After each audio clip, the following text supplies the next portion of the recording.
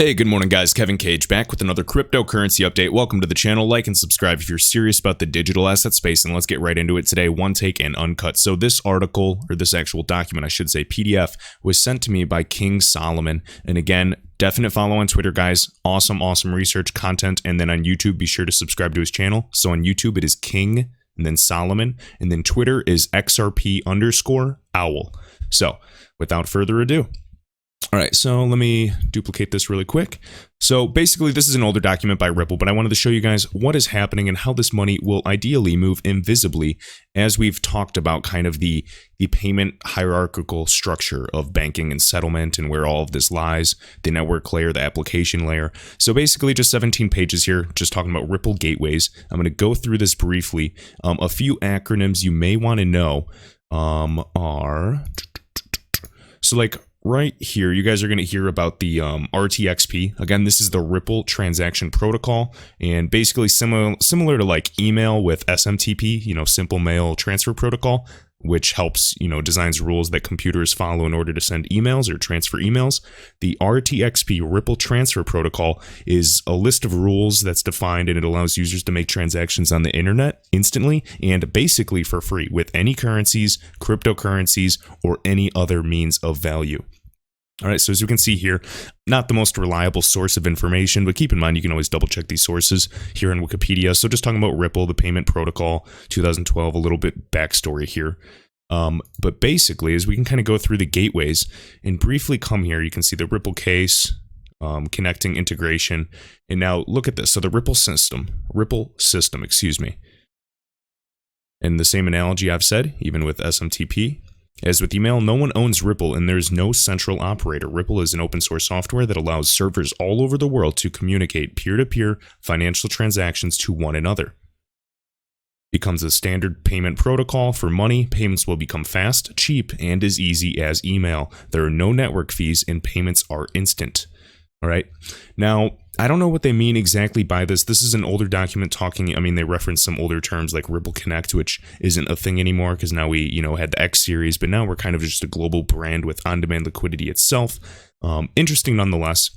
So again, this Ripple transaction protocol runs on a global network of computers that are continually update a shared database. It's all distributed ledger technology. Now, as far as I know, with current fees, I know, who was the gentleman? I don't know if it's Arrington or somebody sending $50 million, and it costed, what did it cost? Like 50 cents to send?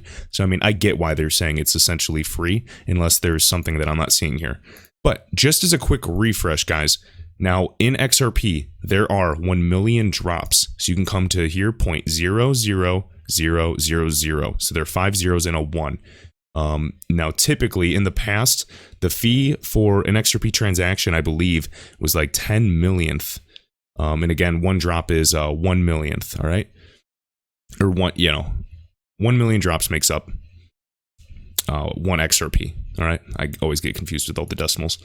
But right here, just on XRP Ledger, xrpl.org, we have the transaction cost. So again, for those of you that may not know, to protect XRP Ledger from being disrupted by spam and DDoS attacks or denial of service, distributed denial of service attacks, each transaction must destroy or burn a small amount of XRP. That transaction cost is designed to increase along with the load on the network, making it very expensive to deliberately or inadvertently overload the network. Some people will do DDoS attacks and just have a bunch of bots or queries send out and it'll spam the network. And you don't want that much usage on the network. It's not going to be a threat because eventually it would make the hacker or whoever's trying to do that useless and futile, but just wanted to explain that. So right here, the current transaction cost, guys, is 10 drops. So we see 0, 0, 0, 0. So there's 4 zeros. All right, so 10 drops. The current minimum transaction cost required by the network for a standard transaction. However, look at this. It sometimes increases due to higher than usual load. And then again, special transaction costs. Some transactions have different transaction costs. So highly recommend this website. I mean, this is probably one of the best in the game. This is xrpl.org or xrpledger.org. All right, let's carry on. And now this is a really cool article here shared by this gentleman. This is an older one just shared by Stanislas.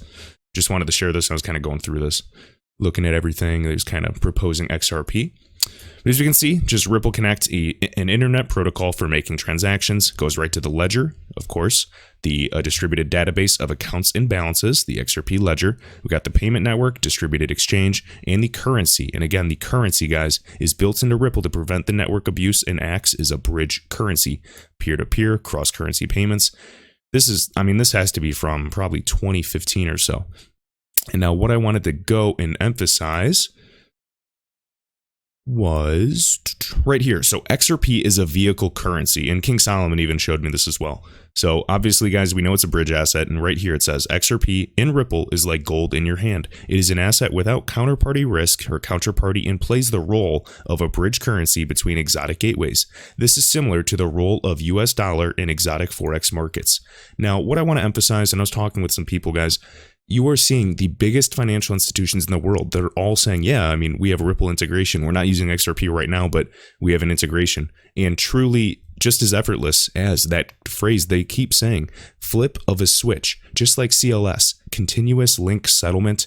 I mean, the group that we're going to be replacing entirely, I'm sure you've seen, Digital Asset Investors video, or if you've done some essential research on the correspondent banking network, guys, Swift, CLS, all these groups, and then we have Accenture helping Ripple Swift R3 with this digital transformation of specifically distributed ledger technology, which is specifically what Ripple is utilizing, what XRP is within itself.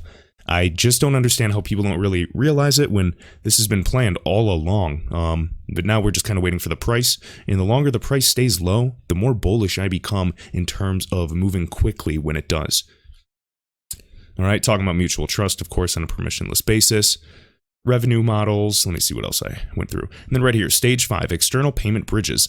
So right here, Ripple's Bitcoin bridge is one example. Keep in mind, cryptocurrencies, any form of value, but bridges to other popular payment systems like Alipay, we know their connection, we know, worldwide, all those groups in China, or M-Pesa in Kenya are also possible. So any popular payment system, guys, can be easily linked. Again, just simple gateways, API plugin, you're good to go. It's not as complicated, as people make it sound. All right, developing liquidity pools, incentivizing market makers, that's a whole other story, but that's a process within itself. So right here, business integration, all gateways must implement deposits to and withdrawals from user-managed Ripple wallets. These independent accounts are necessary for market makers to providing liquidity to other Ripple gateways. However, this role need not be the primary focus of the business. Just like Chris Larson said, what did he say? He wanted XRP to be as liquid as some of the top currencies in the world, guys. We're talking about the Swiss franc, the US dollar, the euro, the top currencies. For that liquidity, it requires a high price. I know some of you are thinking, $10. Hey, I could cash out and be set for life regardless. I'm just telling you, I see 3 to 4 digits in mind long term. I'm looking just like maturity in the next 5 years, ideally. All right. But guys, I don't want this to be a hype video. I'm going to provide this link in the description. I want you guys to do your own research. I just wanted to show you how old some of this is and within, the plans, some of the proof of concepts. Of course, the trials for XRP are older as well. But it's right in front of your eyes. I'm just trying to do quick little video updates for everybody to realize what is really happening. I know you guys can just go over, news articles, but I feel like that gets a little monotonous and you have to see some of the older documents and proof just to realize what is really, really happening behind the scenes. All right, contact information. Here's Ripple, San Francisco.